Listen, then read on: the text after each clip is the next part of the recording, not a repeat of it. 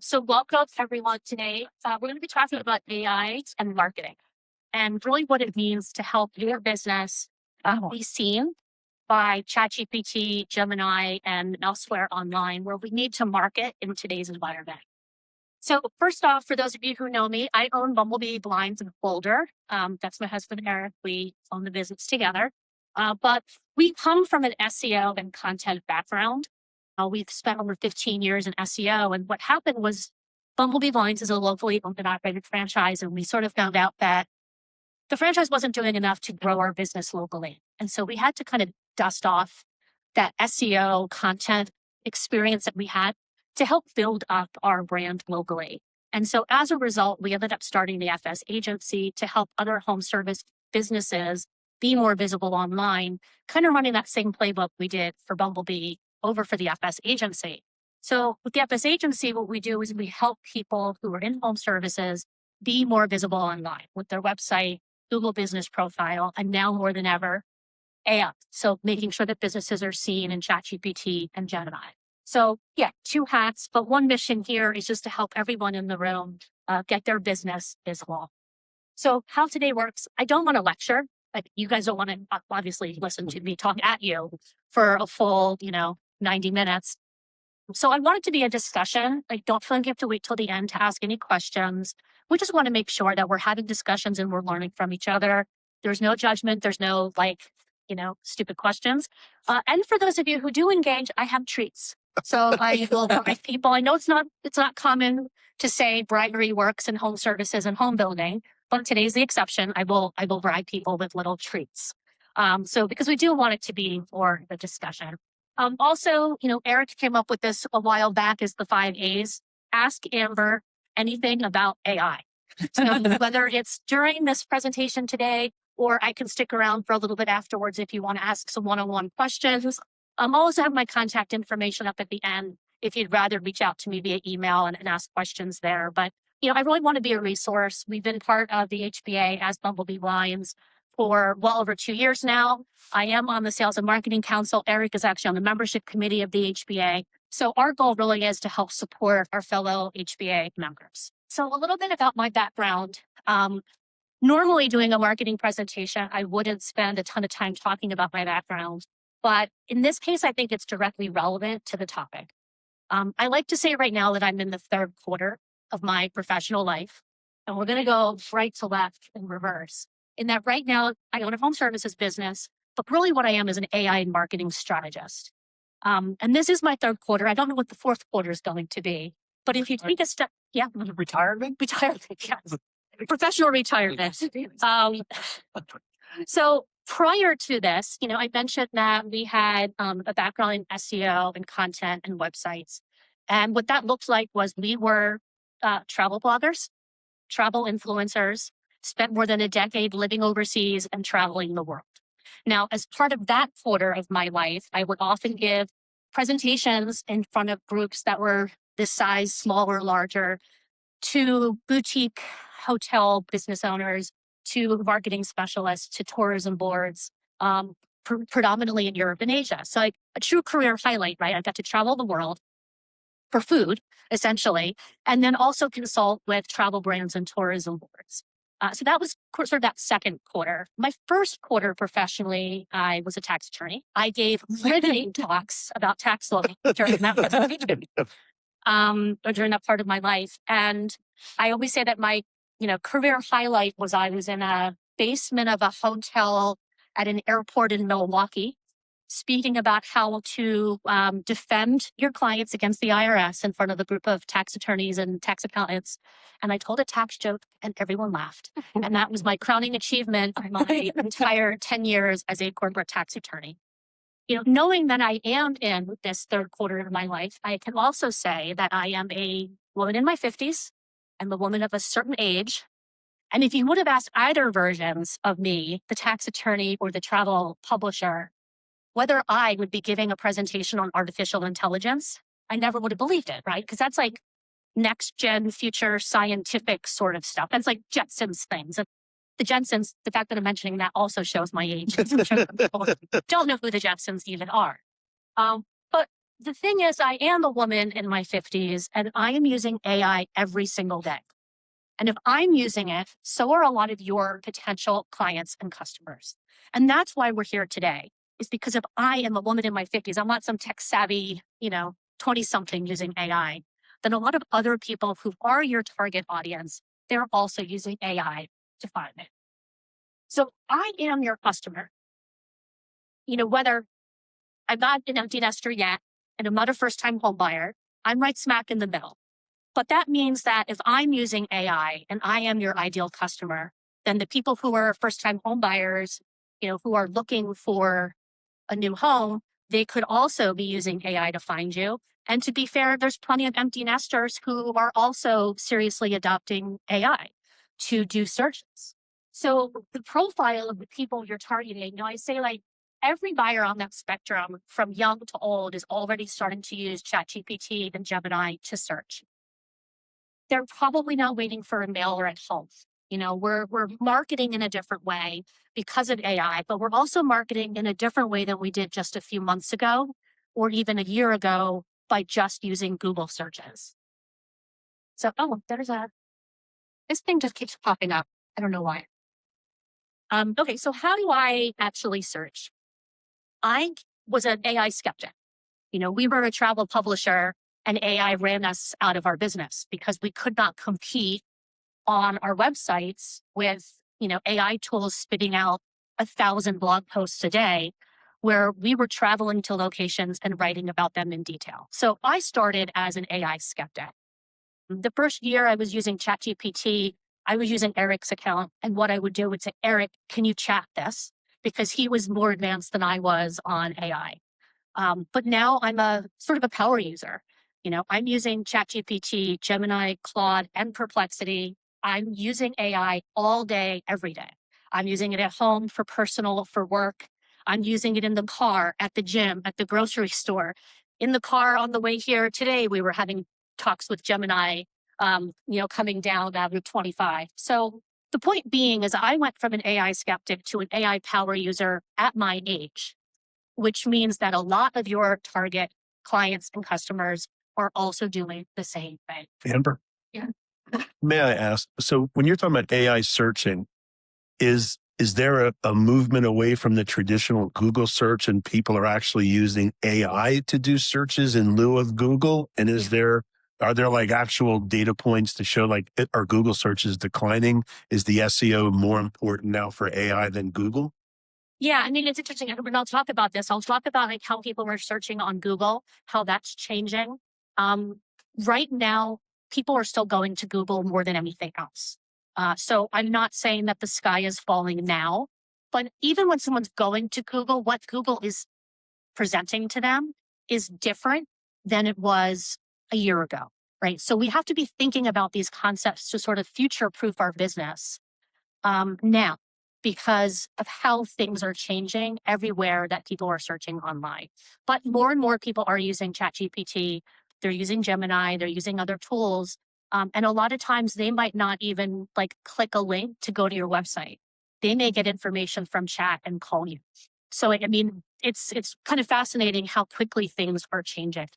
Thank you. So I want to get kind of a raise of hands of understanding how comfortable you guys are and how much you're using AI tools day to day. So raise your hand if you've used ChatGPT, Gemini, anything like that in the last week for personal or work. Yeah. Okay. That's amazing.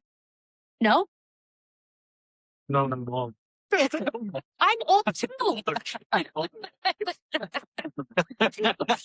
I am just curious, like, I mean, how are you guys using it? Like, if anyone wants to share, an example of how you're using any of these tools, either for work or for business. I'm using it for all sorts of things. I'm using it throughout the day, all day long. Yeah. More for business than personal at this point in time. I do a lot of market research. So it's been just an amazing shortcut for gathering data for market research. Whether putting together just some idea generators When they're putting together some sort of proposal, it's just great to just plug in, but I'm looking forward to just give me some brainstorming ideas to then develop from there. It's a great organizational tool. You can dump a lot of data in and and ask for it to organize and restructure that data. It's a great tool for that. I use Claude down at anything right now. Yeah. I found that to be just a great tool. So I use it throughout the day for all different things. Yeah, I'm the same. I kind of gone back and forth. I started with ChatGPT, and then I was like in love with Gemini, and dating gets a treat. Not the FS agency doesn't have as much fun branding as Bumblebee Lions does. I kind of started with ChatGPT. I went to Gemini. Now we're like Claude, addicts. Did someone else have a question? I just wanted to say, in opposite of what you use it for, I use it a lot for writing some difficult emails to a client. And I wrote something and chat said, this email sounds very litigious. Would you like to make it more friendly? Why, yes, I would. Yeah. But still get my point across firmly, but more friendly. Yeah, it definitely helps with that. In fact, 2 weeks ago, I was doing a version of this presentation, much more condensed, with the Louisville and Lafayette Chambers of Commerce and their AI Marketing Summit. And one of the other presenters was from the Better Business Bureau. And they have something on their website where it's like a little QR code and you can scan it and it will help you set up a custom ChatGPT or custom Gemini to respond to reviews, including negative reviews. And it helps you kind of speed along that process, but following a framework to de-escalate the situation. But they're offering that as a free tool on their website. Yeah. I'll chime in on this one. I use it every day because someone I know at the HBA about a year ago dragged me kicking and screaming into the world of AI, and that person's name is Amber. And also, full disclosure, Amber and I work together for the Sales and Marketing Council. But my business, I hired FS Agency late last year, and Amber has done a remarkable job of creating visibility for my website online. The SEO has gone through the roof. Web traffic is enhanced. But I will just share with you all, I use it every day. Primarily, it's amazing for document generation. So, for example, when I was getting my consulting business off the ground, I needed, contracts. I needed, different learning guides. And I would just talk to it and it produces everything for you. I mean, you have to proof it, right? It may not be 100%. But to your point, Lori, emails, I may not have my head in the space where I need to give somebody a thoughtful reply about something because I'm on another project. And I'll just talk to chat, upload the email and say, hey, I want a nice friendly response that, that accomplishes this, this, and this. And it'll spit it out in 2 seconds. And normally it's good enough for me to copy and paste. I know that may not be a good long-term for my brain, but sometimes I just don't have the time. But I'll also just share with you guys quickly, chat is amazing at reading two-dimensional objects. So if I'm working in a new software, I'll take a screenshot and just upload the screenshot to chat and say, where do I find what you're like? I don't even know how to navigate through a lot of the software that I'm using in business. So chat is my IT guy. Right. So chat helps me click here. Now, a lot of times it's wrong. Chat helped me format and organize my book. I mean, I use it for everything. Yeah. My book would not be published and I certainly wouldn't have my business had you not dragged me into AI. Kicking and screaming, we dragged him into AI. So, this is the point is that if we're all using it, and I mean, you guys are already using, these tools in a pretty advanced way in comparison to people who've never used AI, like you guys are starting to figure that out. And what we've talked about here so far is, work purposes mostly, right? But people are using this for their day-to-day life. Like we're asking it to help us with grocery shopping and like, we've got these 3 ingredients left. How do we make a recipe out of this? People are using AI tools in a way that just was not, foreseeable just a couple of months ago. But if your buyer or your client or your customer is asking AI where to find a new home community or whatever your service is, if it's a window company at Peliger, a pool builder, I did pay attention to what companies were registered. So, if someone's asking AI for your services and you're not showing up, then you don't exist. And then you're losing out that business to a competitor to silence. So what can we do to make sure that you are showing up in those search results. So this goes to, Don, what you were asking, like, it's not just Google anymore, right? It used to be, 15, 20 years ago, we've been running the same playbook for 15 years. I mean, you guys know from the marketing world, all you had to do was get a great website, put some keywords on there, get some backlinks, and you would show up in one of those top 10 responses. I'm going to show you a Google search that I did over the weekend where there was almost no visibility for any new home builders in response to my query. And I want to show you how that Google search has changed, because it's not 10 blue links anymore. You have, Google AI overviews at the top. You have an AI search result on the side. You have sponsored posts that have been around forever. You have, Reddit forums and Facebook groups are pulling up in search results. So what used to be 10 blue links is now maybe 3 tops. So that's even on the Google side of things, let alone the new world where people aren't focusing on keywords. They're having entire dialogues with AI. They're not just asking for a new home developer, what builders are on baseline in Broomfield. Like, they're having an entire conversation. And so what I did is I ran a couple sample queries that I'm going to show later today on how I think people are starting to search for services or search for new homes. You just want to make sure that what you're doing gets you visible, wherever that is. Is that a Google search? Is it Google AI overviews? Is it ChatGPT? Is it Gemini, Siri, Alexa? Wherever people are asking those questions. So I'm not going to say that I was a genius and came up with this on my own, but we've been using the term search everywhere or search everywhere optimization. And there's a marketer named Neil Patel who I've been following for 15 plus years. I like to say, I think he's like the godfather or the grandfather of SEO in my mind, but I think he's like 15 years younger than me. So yeah, I don't think he's old enough to fit either one of those roles perfectly. But we were listening to a podcast recently or a webinar, and he was talking about search everywhere optimization. So what does that mean? It used to be that we had search engine optimization. You built a website, you put some keywords on, and that's all you needed to do. But now we need to be visible in so many more places online, because when ChatGPT or Gemini recommends a builder or a service provider, those tools are looking at your website, your Google business profile, what used to be known as Google My Business. They're looking at reviews, not just on Google, but on Yelp or Houzz or wherever else you are. They're looking at YouTube videos and the descriptions of the videos. They're looking at Reddit threads and other community forums. They're looking at your social media captions. They can't read the image or the video that you shared. They are starting to read the captions. And they're looking at most local Facebook pages or local neighborhood pages. So these tools are searching everywhere online to learn about you, your service, where you operate, and where you're trusted and whether you're trusted.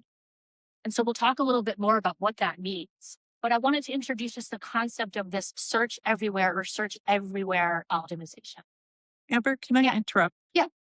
Will you talk about kind of which of those categories are weighted more heavily than others, and which ones, if you can't focus on all 10, focus on these 5 or whatever? Yeah, definitely. And I do have some slides that talk about some of that, and you'll see some of those important things. Okay. And it also depends on like what control you have over your marketing, right? Like if you are, and I don't know, we don't have many of them in this room, but if you are like if you're a sales rep at a local new home builder, you don't have control over your website. Right. You probably don't have control over your Google business profile. So what can you do as an individual sales rep to help improve your visibility? And there are things that you can do. And then the companies, like a larger builder, they're going to have to prioritize as well. Even they don't have unlimited resources and unlimited time. Mm-hmm. So this is the trust shift right now. So it used to be, you did a Google search, you got those 10 blue links. I know Eric would tell anyone in this room that I have 1,000 tabs open at any one time, multiple windows on my computer. But you do those links and then you right click, you get like 1,000 tabs. You're looking at individual builders or you're looking at individual services. You're reading through, you're trying to synthesize that information. That's just not how people are gaining information today. What they're doing is they're getting one confident answer. from whatever their AI tool of choice is. And other than one example today, I'm using Charlotte as an example for some of our searches, mostly because I didn't really want to call out any HBA members if they accidentally showed up poorly in some of my searches. I'm using Charlotte because it's very similar to the Denver, Boulder area, growing, a lot of new home developments. But you'll see I'm using that. So when I'm looking for the best new home community in the Charlotte area, and even then, like, people aren't even really typing that in anymore. They're asking these long questions, and I'll show examples of that. They're getting an authoritative recommendation from the tool that they trust, whether that's ChatGPT or Gemini. And so when we're moving that shift from a Google search with 10 blue links into a confident answer from a tool that you tend to use on a daily basis. So now I want to talk about the language. And we were talking about this before, like AEO, GEO, all of these things that people have been throwing around in this world. But I want to do some definitions in order to help you guys understand what we're talking about here. If you're doing anything in marketing right now, a lot of these terms are coming up, AEO, GEO, LLM visibility. Some people still are not entirely sure what GBP or SEO is. So I want to kind of walk through each of those. So first of all, who knows what SEO stands for? I'm not trying to trip you up here. But SEO is search engine optimization. And this is what we've been talking about, that 10 blue links, getting that website out there. And so people are asking the question now, does SEO even matter in this new world? And it does. It does still matter. It's still the foundation of everything else that we're doing in online marketing and visibility. But SEO is no longer enough on its own.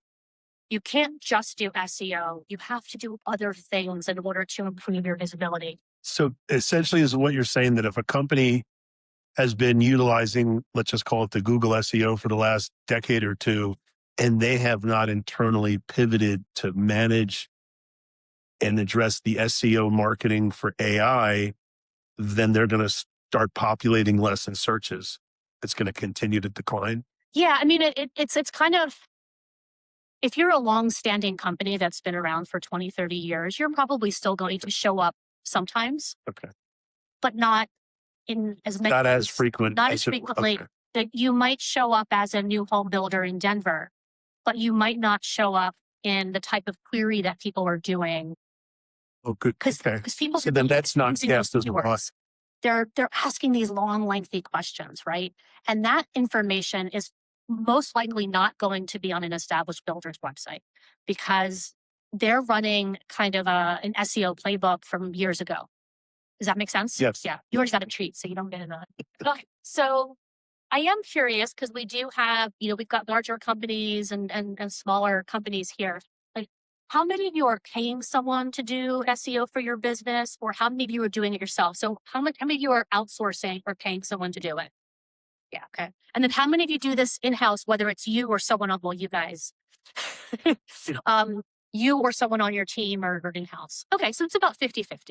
And so what I want to talk about towards the end, if we have the time, I do have some questions that you should be asking either your internal team or your corporate marketing team or your SEO agency to kind of like give you guys those talking points of how to ask whether whoever's doing your SEO now is thinking about the future. Okay.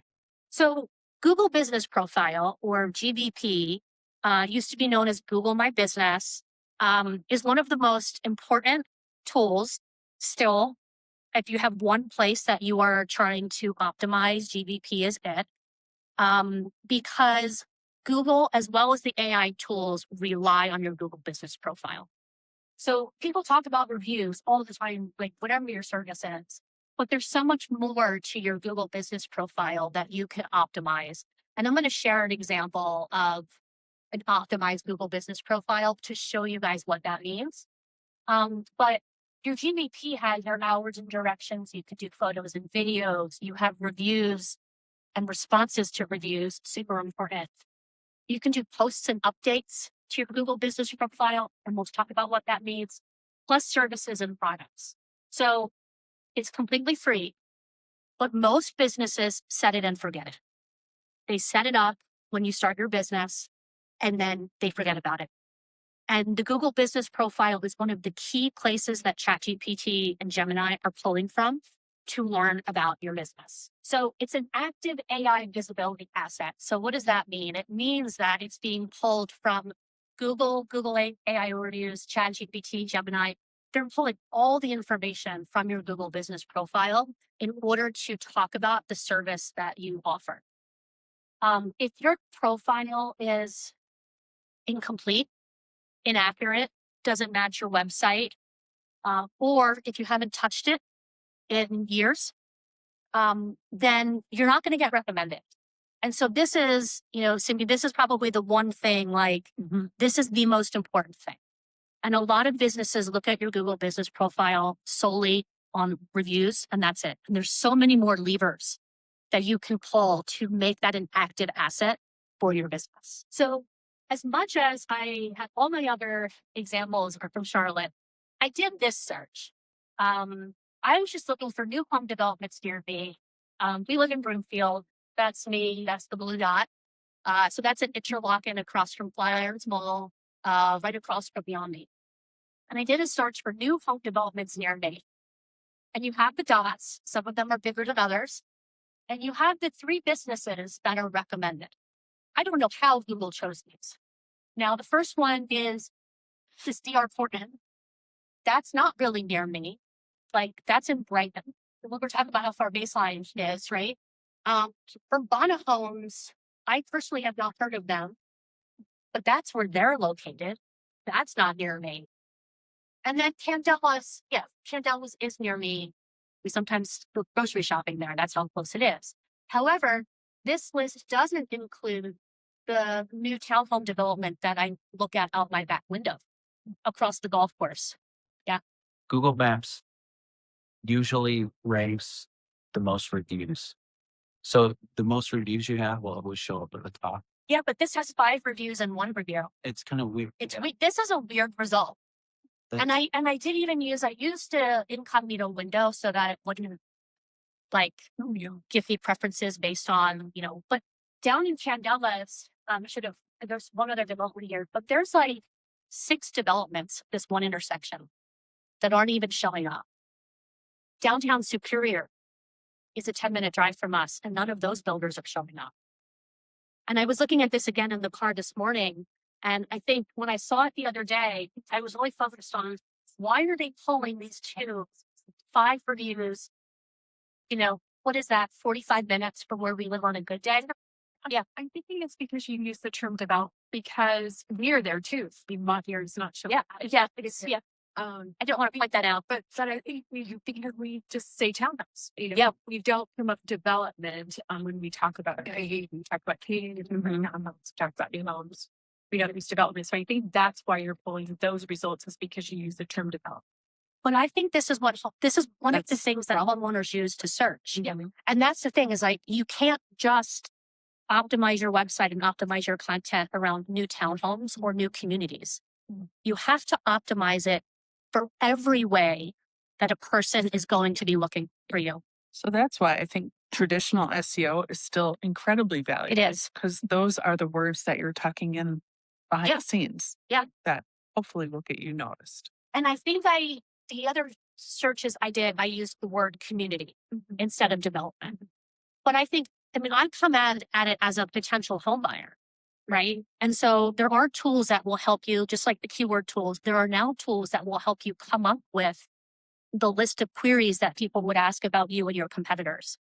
And so then you start understanding, well, maybe we have been doing our marketing around townhomes or community, but maybe we need to look at new homes, developments. It's fascinating because I think that there is this little bit of a disconnect on, what people were searching for and how particularly home builders are marketing. We went through the same thing with Bumblebee blinds, right? Because to me, blinds are horizontal forward blinds. People use blinds like they use the word Kleenex. And so I didn't want to optimize content for blinds. They're our cheapest, lowest margin product. I wanted to optimize for drapery and Roman shades and roller shades, but people would call these roller shades, solar shades, blinds.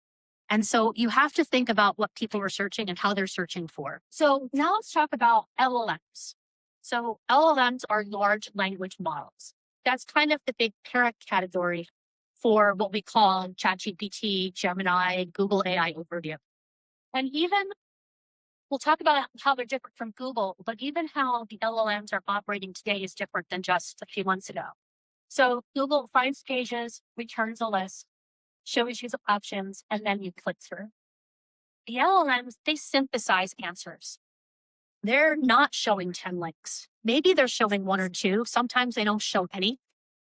So what they're doing is they're giving a recommendation based on the specific query that that potential client of yours is using in that AI tool. Also, that those AI tools already know who that user is, right? Like, most of our tools know that I'm a 50-year-old woman, that I don't have kids, that I like to travel, they already know those things about me. So they're even more personalizing things.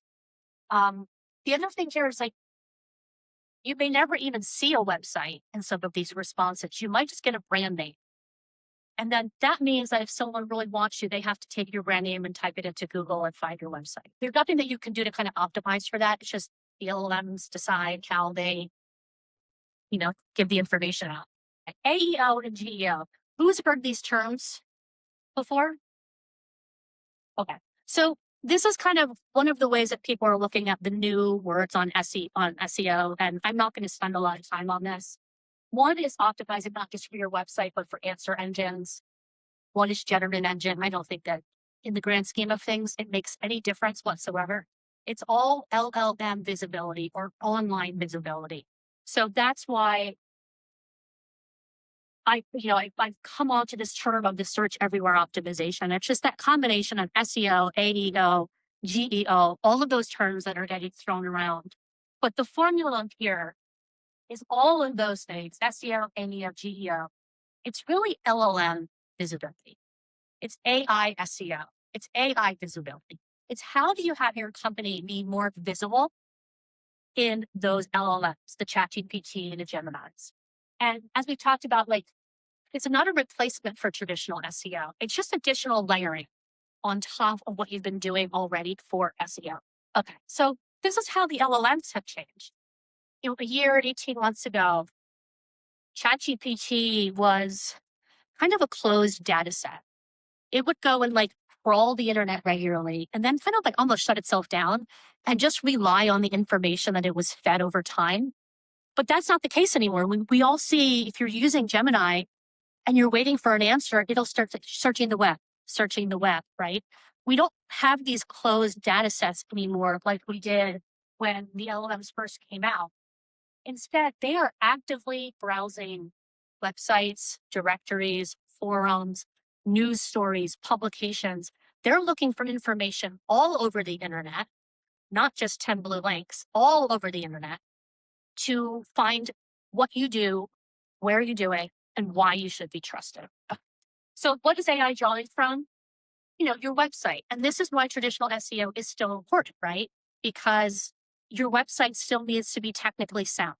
It still needs to have great content on it. It has to talk in detail about your services or your service areas. Your Google business profile, I think, is the second most important place that you can spend your time. So long as it's optimized and it's curated. And I will talk about what that means with some examples.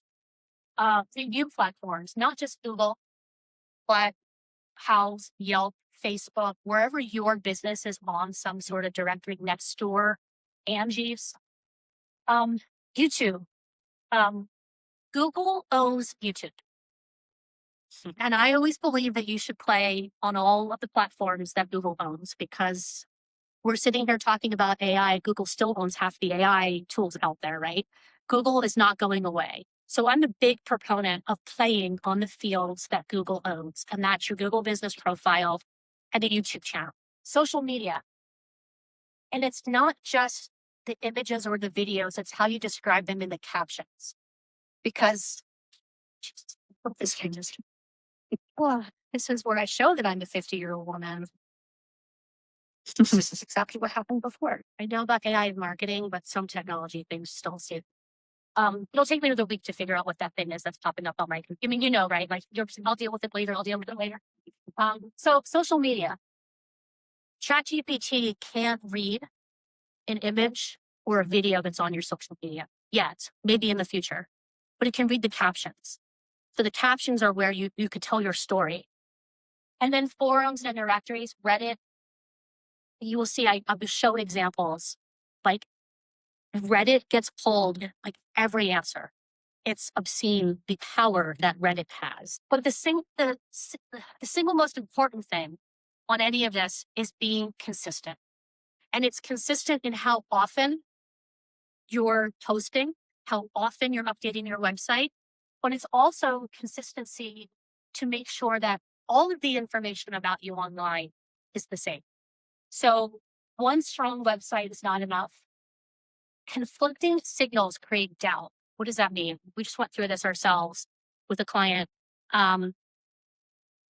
Their website had STE4. Their GBP had number 4. And their Facebook page had SUITE4. That is enough. Like humans, we understand. We understand that those are all the same thing. But the AI tools think that that's inconsistent and untrustworthy. So we had to pick one and do an audit of everywhere they are online to ensure they are the same everywhere. And then AI defaults to verifiable businesses. So what does that mean?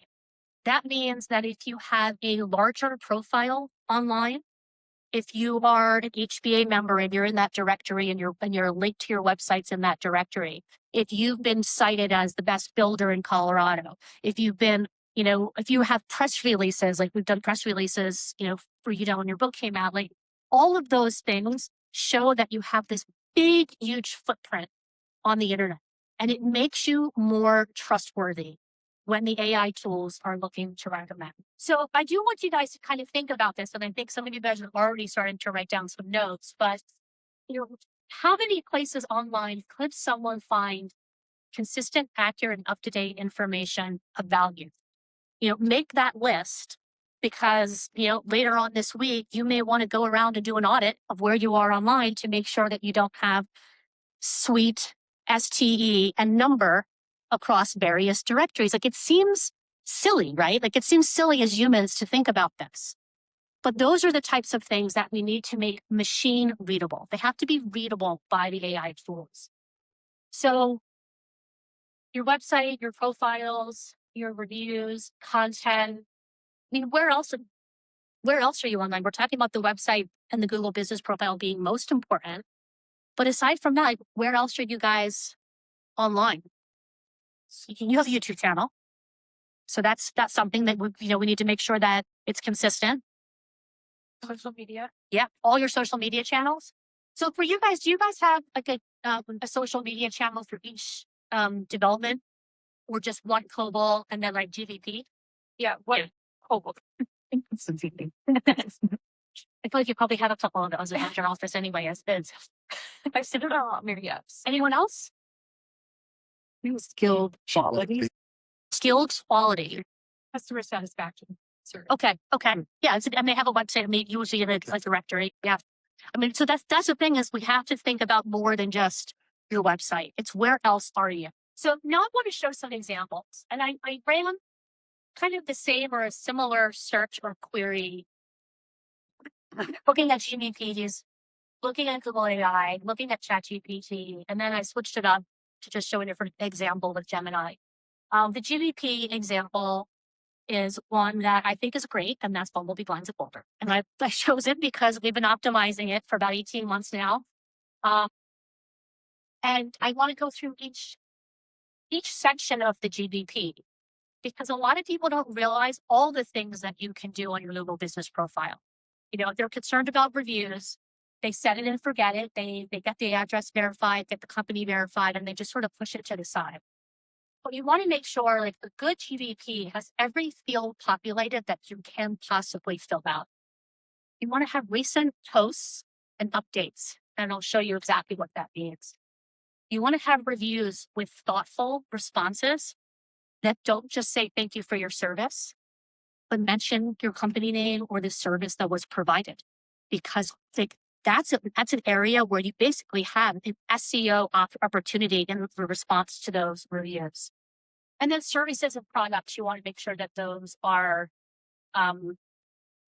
filled out. And I'm saying we just did this as well because we just changed our address about 6 months ago, and our franchise put the wrong address on the front of our website, and we had to go through and be like, no, LL 110, we need to be LL 10. So we went through that ourselves. You want to make sure that your hours are accurate and audited regularly to make sure that those are consistent. You can see, we have our reviews here from our GDP. We also had a couple Facebook reviews and Home Advisor reviews. So your Google business profile is actually pulling your reviews, not just from Google, but from elsewhere on the internet. Based on people I've seen their house reviews, I think, up here as well. So this is just an example. This is our response to Jennifer. We're thrilled for our new Colorado home because Bumblebee Blinds Boulder wants to be in as many new homes as possible because there's a lot of windows to be covered in a new home. And Hunter Douglas shades because we are a Hunter Douglas authorized dealer. Now you want to rotate through, not kind of keyword stuff. You don't want to make it seem, overly optimized. I wouldn't put new Colorado homes, in this one. That's an outdoor shade. You can't obviously, there's a big one, not so big, but when we replied back, we said we were happy to help you with your outdoor shade for your pergolas. So we're using those keywords over and over, and that's how you optimize your reviews. It's not just the number of reviews, it's what you put in the reviews and the responses that's important. Products. So we have window coverings, commercial window treatments. If you kept going down our BBP, you'd see all the Hunter Douglas products we carry. And then each product, we have a detailed description here. So if you have a development that is like townhomes and single family homes, your products might be every floor plan. And what is the benefit of that particular floor plan? What do you have that makes that floor plan different than another one, right? Your services, like, you're doing pools, like what are each individual pool type that you have? And these are all customized, like this is not auto-populated by Google. So we were able to decide, that's me. We were able to decide which products we wanted to put in there. And you can get as detailed as possible. But this is what would then feed into Google and feed into the AIs so that they know that we have outdoor shades here in Colorado. Updates, and I'll show you where to find these. Updates or posts are one of the most underutilized and overlooked pieces of your Google business profile. You should treat this like you treat your Facebook or your Instagram. It needs to be curated.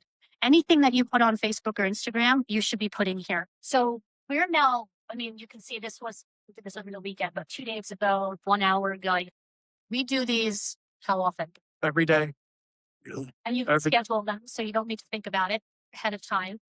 But now we're saying, we have our theme, we have curtains, we have blackout, drapery. We're putting in all of those keywords to feed those services and those products into the AI tools. And this is where there's 2 places that you do this. When you're logged in, posts, or on the bottom right, somewhere down there, or where the updates are, you can click add update. You can do events. So if you're hosting an open house, you can put that there. You can do links to press stories. If you've been covered in press, you can put that in here. You can do links to your website. You can do links to where you've been mentioned online. It's a powerful tool that most people, even when we came to this site, our SEO world before this was not local SEO like this. We didn't have Google Business Profile for what we were publishing in the past, which was out into the entire world. And it wasn't until we realized how important this was that, our appointments like skyrocketed within 60, 90 days from optimizing this. Can I just add, since I'm the one who does the posting, I've actually trained Gemini to think like a home buyer who needs new window coverings.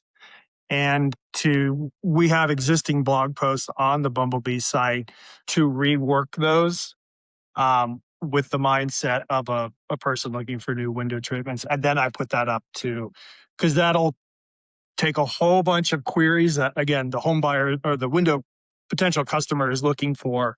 And I'm putting it right into Google as a post.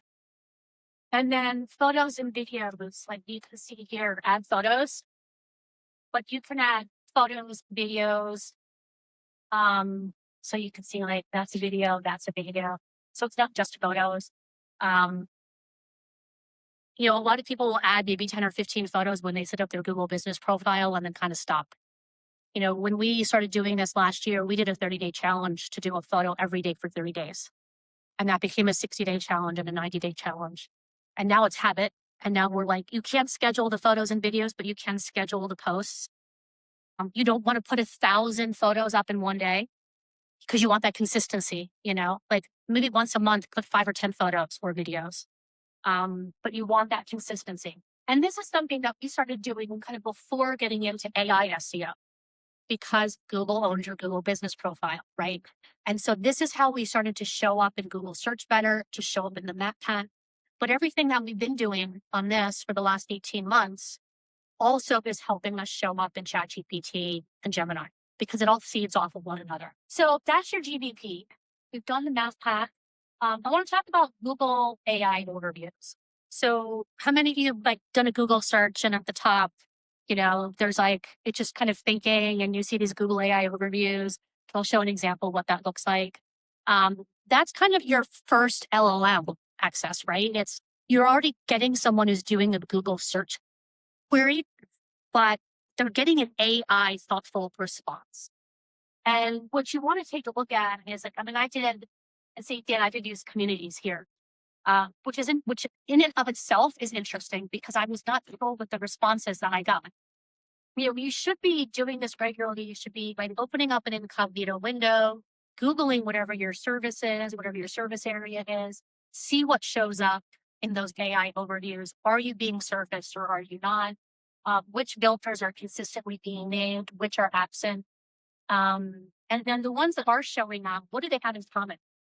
You know, are they older or bigger than you? Do they have more developments in the area? You know, and this goes to any of the trades as well. So I did what would be kind of a typical Google search, best new home communities for families in the Charlotte metro area. And I chose this, and you'll see why, because Eric's sister lives here and we know the area pretty well. So it was easy for me to kind of understand the responses that came up. So obviously the first thing you're going to get are all those sponsored paid ads. A lot of times the most sophisticated searchers just skip right over those because they know they're being, you know, paid to be there. So I just kept scrolling down. So here's where you see the Google AI overview. So this is Google's LLM. They also have Gemini, but this is, you know, they're one of their LLMs coming up with this search. And I thought it was interesting because it's coming up like this. Yeah. It's showing some links here, right? So you do have chat school, and we have Pulte Homes. We have New Home Source, which I was not familiar with before doing this. I assume that's kind of like a Zillow. It's the biggest one. Yeah. Yeah. And then you do have a Facebook group coming up there. And so it's giving me some areas and some new homes. Okay. And that's going down. So New Home Source has now been, they're in 3 spots. And then niche.com, and then Facebook groups and Reddit. So other than Shay and Pulte, most of these are not new home builders. They're not the builders. They're not the developments that have, you know, multiple new home builders in them. So that's the bottom of the first page. And we have like no blue links from a new home development or new home builder. And I just thought that was fascinating. So that's the Google AI overviews. Now I'm looking at ChatGPT. And I'm thinking of this of like how a typical home buyer would be looking for that service. And so most of the time going into ChatGPT or Gemini, they're not typing in best new home communities for families of the Charlotte metro area. they're having a discussion with their friend chat. And we say Claude, we use Claude so much, I feel like he's living with us in the house. So they're having this discussion with a trusted friend that they talk to all the time. And so I want to show you this, but I want you to see how the response is structured, what things are showing up, what's getting cited, what is the primary source that's being cited by ChatGPT, and what do they have in common? So this was the query I did. I took that best new home communities for families, but I made up like an avatar, right? I'm moving from Boulder to Charlotte. I gave a time frame. I had a 6-year-old and a 9-year-old. I need amenities for them, good school district. My partner's going to be commuting to Bank of America in Charlotte, so I'm telling it where I want to be within Charlotte because it needs to be commutable easily to Bank of America.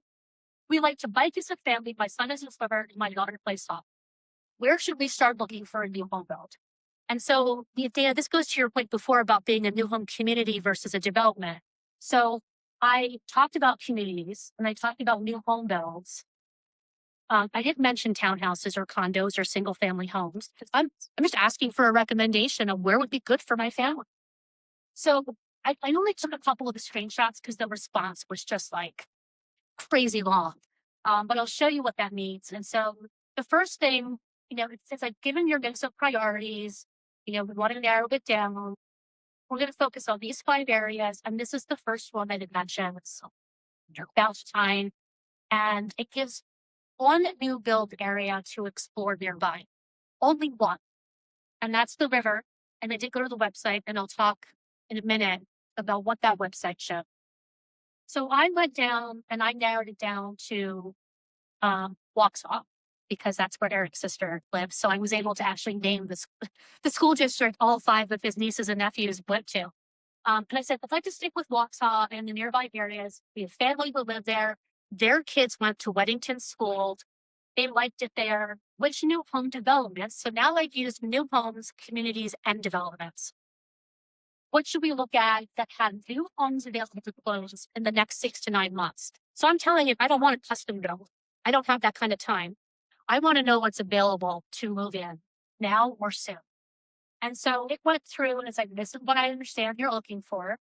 And then the map pulls up, and these are 4 developments that have popped up. And I looked at 2 of them to kind of see if I was this person, would I be happy with these results? Communities I would put on your top of your list, Millbridge, Laguna Estates, you'll see why. And then it actually said, like, what should you do next? Like book appointments for your scouting trip to Charlotte. So this is a discussion, right? And you'll see Reddit. I think that's Reddit.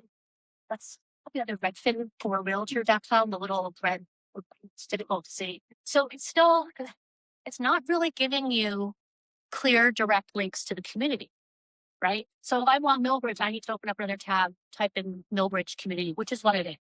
So the river I thought was interesting because it is a development with multiple builders.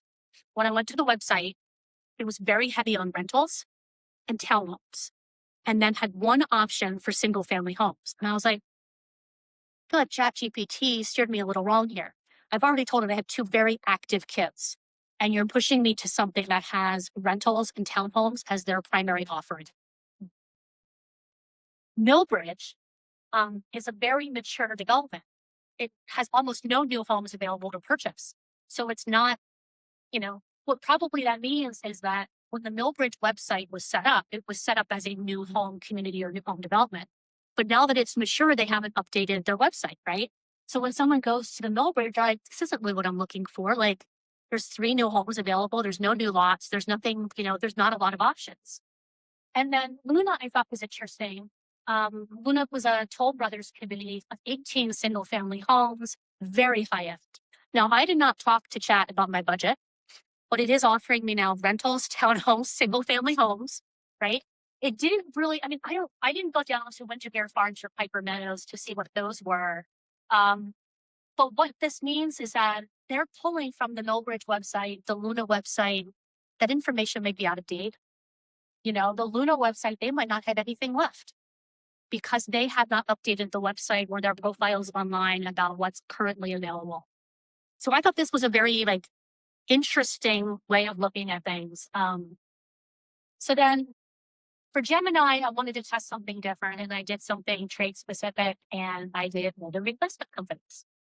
And so this is the same. We've been talking about the developments, the new home builds, but this affects anyone who is a subcontractor in the trades.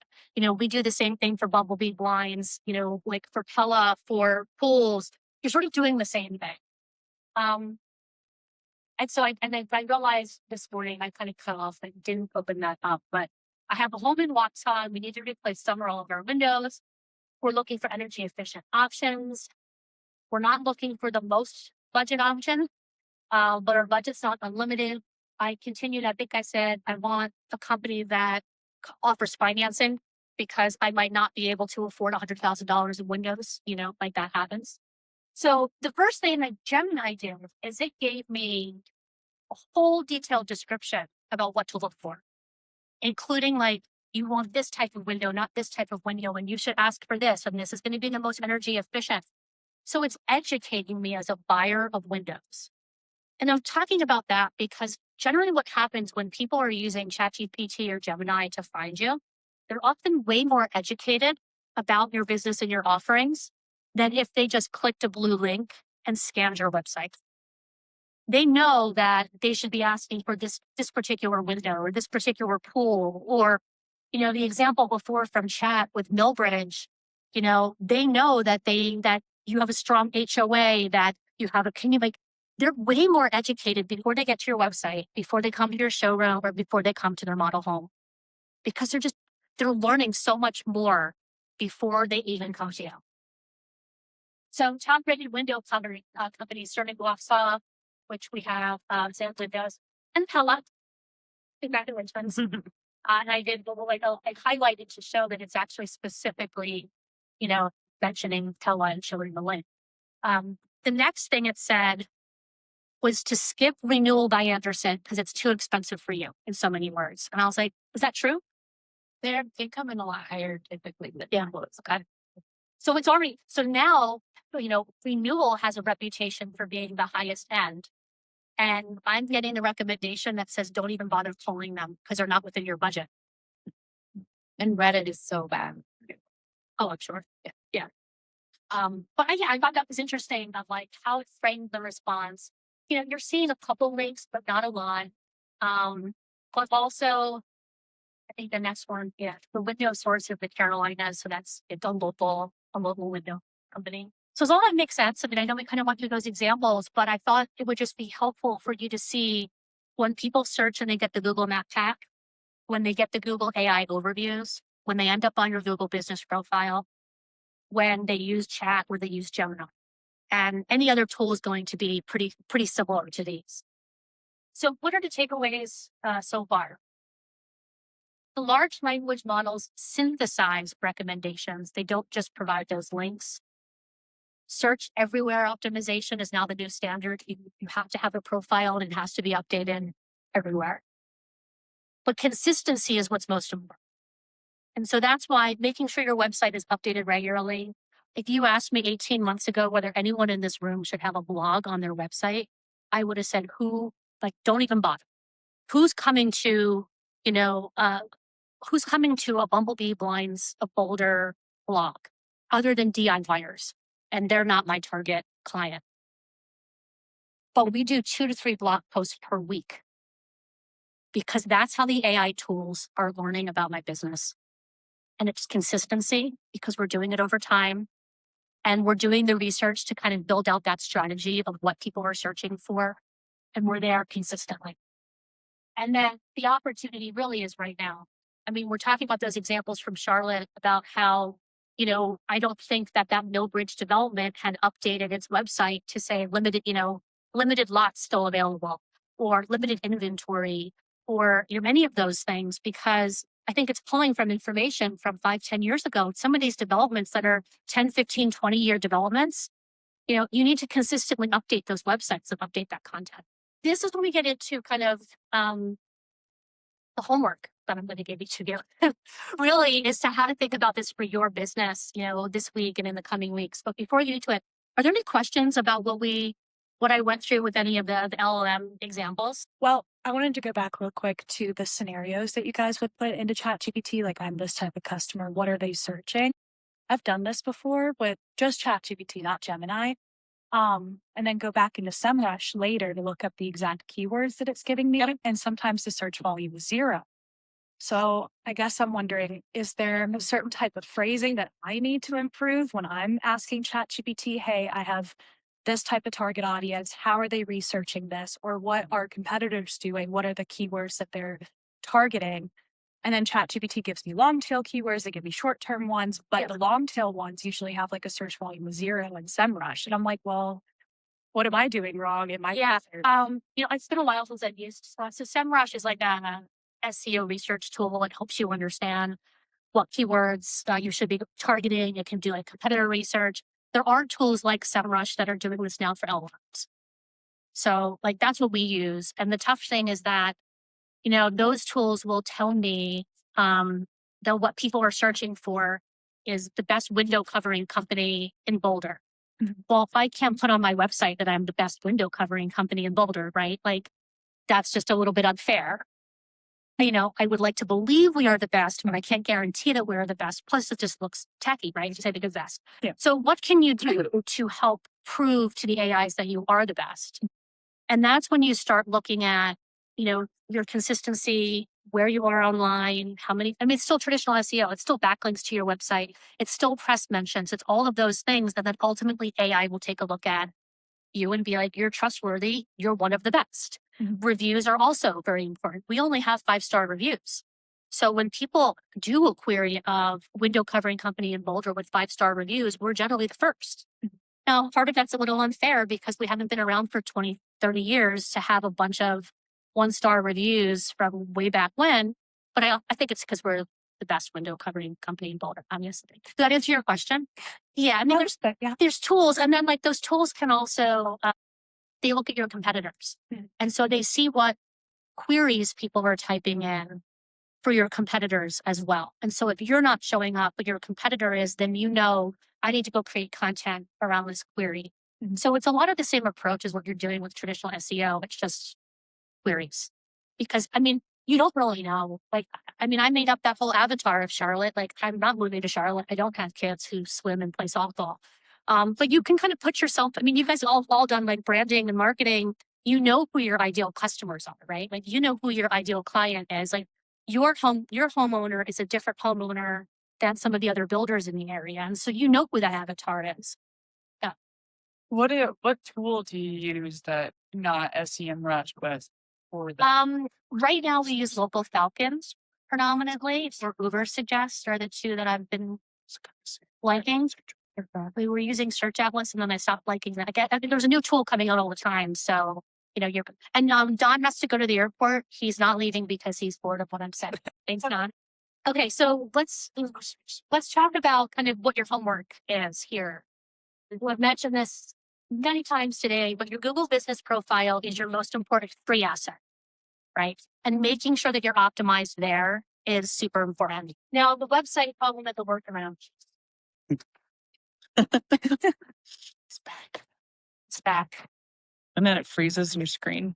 Yeah, it freezes my screen. That would be what I'll be doing in the car when Eric's driving me home. Okay, so the website problem. Some of you in this room don't control your website. Seems like a lot of you are doing this stuff in-house, so it's a little bit easier. If you don't control your website, what can you control? Sometimes you can control your community's Google business profile, your personal LinkedIn profile.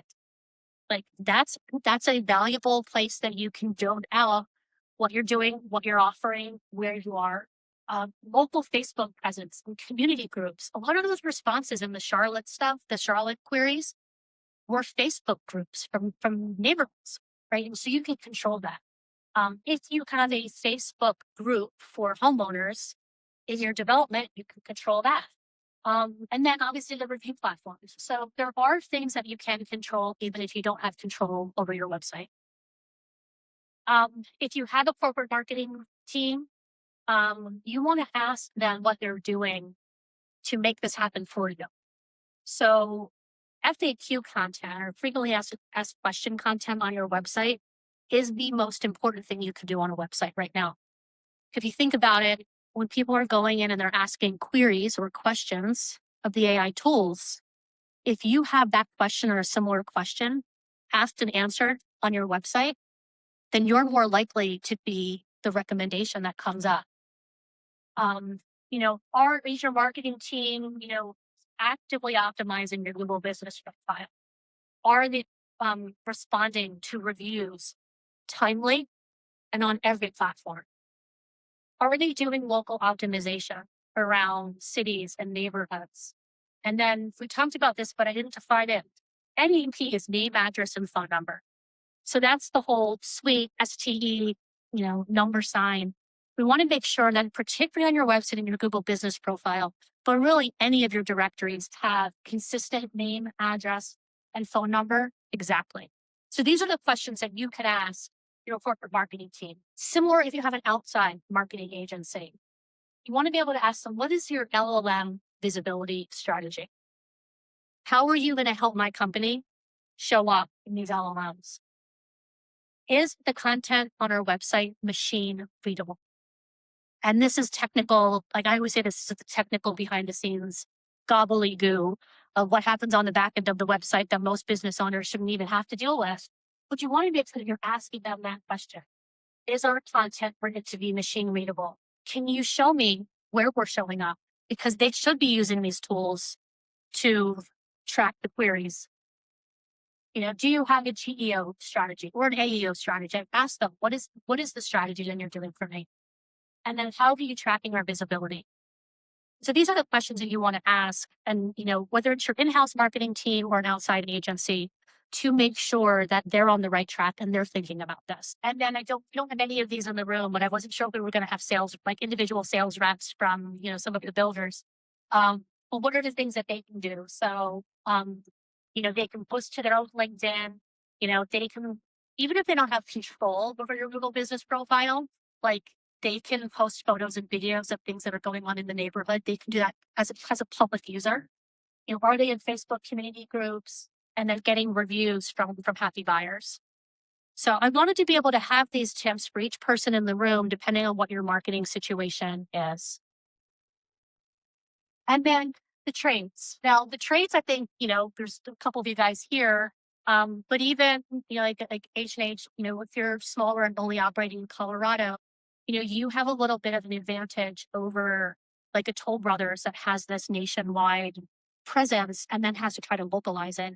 You guys are already local, right? Like you have local presence. So you want to make sure that whether it's on your website or your GVP, that you have all of your services and products, that you're talking about what cities, neighborhoods, zip codes you operate in.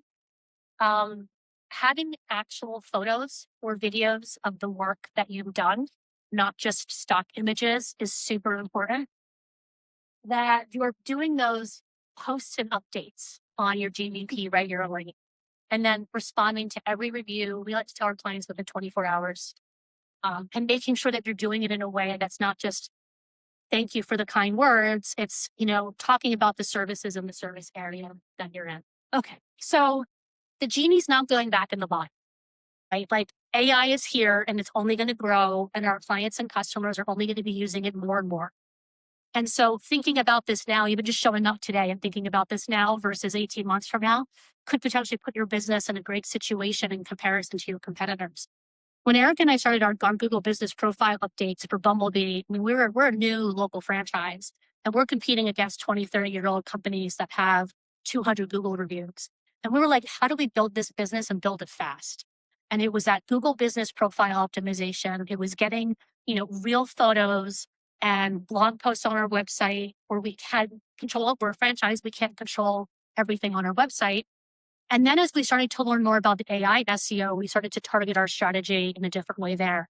But it hasn't taken us long to be more competitive than some of our competitors, because we started thinking about it earlier than I think a lot of people did. So most important thing is to keep in mind that AI reads everything out there, and that's not. And I'm sure there's going to be more things that it's going to figure out how to read, in the coming weeks and months. that this is a compounding effect. The more that you do, it's like a snowball, right? Like the more that you do, the more it builds up, the more your visibility will increase. And for a lot of us, like you don't need to know the technical SEO stuff behind the scenes. Your web developer can help with that. But doing your Google business profile, being in Facebook groups, you don't need to have a technical background to promote your business in that way. And yeah, this is an AI generator. That's my favorite AI generated image. That I was like, a genie and a new home development. I was very proud of that one. And then just to give you guys some background on what we do as the FS agency. So our goal is not to manage people's social channels or their GDP. We help train and strategize. So we can do one-day boot camps. We do like multi-day workshops. We can come in and do an audit and help you come up with a strategy to help execute on this. And then we can do retainers because things change all the time. Like the strategy that we had 90 days ago for our clients looks different today. So those are the types of things that we do, is that we can come in and do an audit, give you the strategy, help you execute, and then work with you long term to make sure that you're consistently up to date. And I'm happy to stay here and ask any questions in the group or one-on-one. But just to give you my information, so we're fsagency.co. I have a YouTube channel called The Blueprint to Business that talks all about this, particularly in the home services space. So afterwards, if you want to scan the QR code, it takes you right to the YouTube channel if you'd like to subscribe. But that's it. So we've got plenty of time for questions. Any other questions? I have a question. It seemed odd to me. Our SEO company, our website's been up for, we've been in business for over 25 years. We've written fresh content, but he said you should have AI rewrite some of your content because AI can read AI, which sounds kind of odd to me. Yeah. So what we tend to do is like, we do AI with human intervention on everything that we do. We don't copy and paste from ChatGPT and throw it up on a blog. Generally, we will like run the strategy through one tool, run a draft through another tool, and then improve it in another tool, and then still have a human look at it because we want to make sure that it's readable for humans as well as AI. When you do have an older site, it actually can be beneficial to update old blog posts and make them more relevant. And so you can run that, like those old blog posts through like a Gemini. And I usually use Gemini for these sorts of things because Gemini is owned by Google and Google controls the world. So yeah, you can like, I have this old blog post. How can I optimize it and update it? But it can give a traditional SEO boost as well as an AI boost when you have those existing URLs that have been there for such a long time. I think you get anything in this world is not black and white. It's all shades of gray. And so there are people who are like, you should have AI rewrite this because AI is going to be crawling it. And then there are people who are like, well, ChatGPT is not going to pull this up if it knows that it wrote it without a human intervention. Then it's not going to be as reliable as something that had human intervention. So I think you've got people on both sides of the fence, if that helps. Sure. Yeah. Thank you. I hear Reddit is becoming more and more like a tool that people should be utilizing. I have not had success with trying to curate Reddit. Have you ever tried to go down Reddit? Can I answer that one? That's my nightmare right now, just trying to understand Reddit. And I've actually run, how do I interact on Reddit without getting banned from Reddit? Right. Because personally, I've been banned. As the business, I'm like, okay, how do I... If you find out, please let me know. I mean, I feel like soon enough, there's going to be like, a marketing company like you guys that are going to have an entire Reddit division. Yes. Worth like 15 different tabs open. There's all these different profiles to interact as if you are Just generic. I mean, it's tough. Like we started a Reddit account. I tried to build out like a Colorado Home Services Reddit subchannel or whatever they even call it. And to your question, Cindy, before, like, where do you allocate your time? Like, I don't enjoy Reddit. It's also, what's really hard. Like, I haven't been able to change my profile. So my profile is Outrageous Radio 2104. And I'm like, how am I going to like do anything as a business owner with the label Outrageous Radio? And this is where I am a woman of a certain age. And this is the thing that kills me is like, the other thing I didn't mention is like with the social media and how like the AIs are pulling from Facebook and Instagram. There's some talk that ChatGPT might be entering into an agreement with TikTok where anything that you put on TikTok feeds into ChatGPT. So even if your clients are not on TikTok, like I don't think people are going onto TikTok to look for window coverings Well, or marketing services, but I might have to be on there. And Yeah. I've had conversations with Chat about how do I do this without dancing? Like, those are the types of things that so we're trying to focus on the things that make sense to us and the things that I don't hate doing day to day and kind of going from there. Yeah. But it's going to be difficult to see. Like, I mean, Reddit is it's so powerful, but it's so miserable. Yeah. Can I ask your opinion on reviews? There's reviews that sometimes communities are full of people. Google reviews are just an anonymous complaint window Mhm. for some people. And so all of a sudden you're a good star. You had 4 stars, now you have 3.5. You can't always change those reviews, but on social, you can control comments and things people are saying. What is your stance on? Do you quiet those? You can. How do you address the negative ones that you can't really? The best way to Fine. do that, and it's tough when you have a business that's been around for a long time and those reviews are really old. If you do get a negative review now, currently, your best way to do it is to try to make that customer happy. Mhm. And then they can go in and edit or remove the review. So that's kind of your first line of defense is what can you do to get that review changed? If it's in violation of Google policies, then you can ask Google to remove it. But if it's a legitimate negative review, that's your first line of defense. Okay. What you can do is you can start a review strategy where every time you know that you have a super happy customer, you're doing everything that you can to get a review from them to offset the bad ones. Mhm. What about social? Are you hiding negatives? Are you letting them stand and respond respectfully to them? I think if you respond respectfully, if someone has a negative comment on a post of yours, Mhm. I think that's all you can do. I mean, I'd be hesitant to go and delete a bunch of comments you don't like because that could flag things in Meta's eyes and they could shut down your account. So you want to make sure that you're always abiding by those guidelines. And if it's pure harassment, delete it. But if it's you didn't provide this service well enough, then you just have to respond back the best you can. And check out that Better Business Bureau thing I mentioned before, how to set that up to make that more efficient. No? Okay. Well, I will stick around for a few minutes if anyone does have some one-off questions. I do have a little flyer here, a little bit about us and our cards, and I appreciate everyone having the discussions today and that it wasn't just me talking at you for the entire time. So I hope you guys got something out of it. Thank you. Thank you.